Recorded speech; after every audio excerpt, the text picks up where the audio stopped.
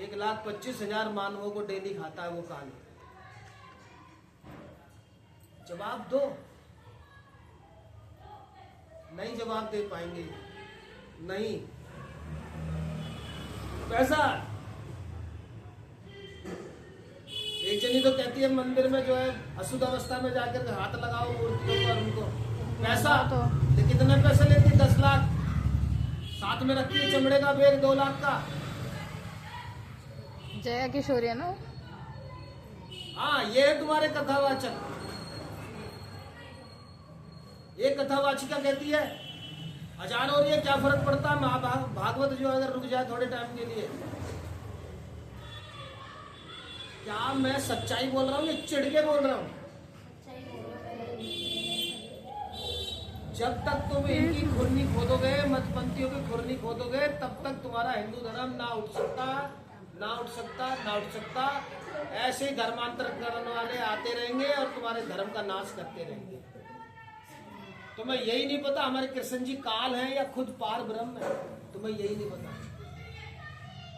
और तुम्हें कहां से पता होगा? जो तुम्हारे श्रेष्ठ देवतरोजन है उनको ही नहीं पता, तुम्हारे गुरुओं को नहीं पता, तुम्हारे ज्ञानियों को नहीं पता।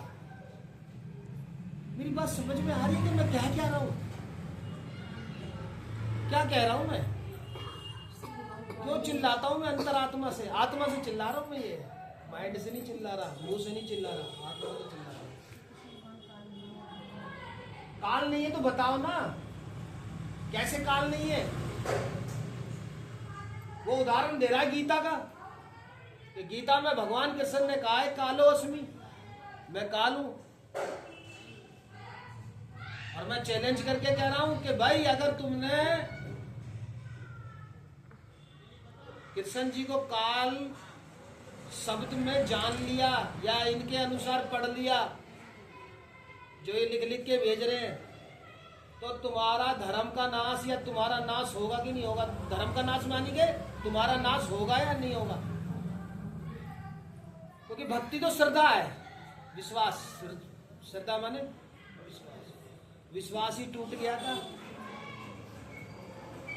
टूट गया धागा जुड़े कैसे। अगर धागे को तोड़ दिया ना तो जोड़ोगे तो गांठ पड़ जाएगी, फिर तो गांठ ही पड़ेगी। और गांठ कभी सक्सेस नहीं होती,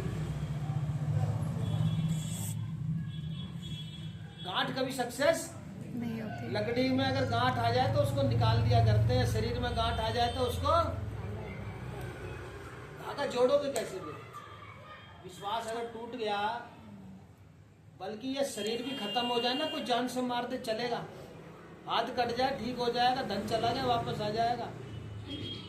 अगर विश्वास चला गया, आत्मा चली गई तुम्हारी, जिसके सहारे हम तो प्रभु जी रहे थे वही खत्म हो गया।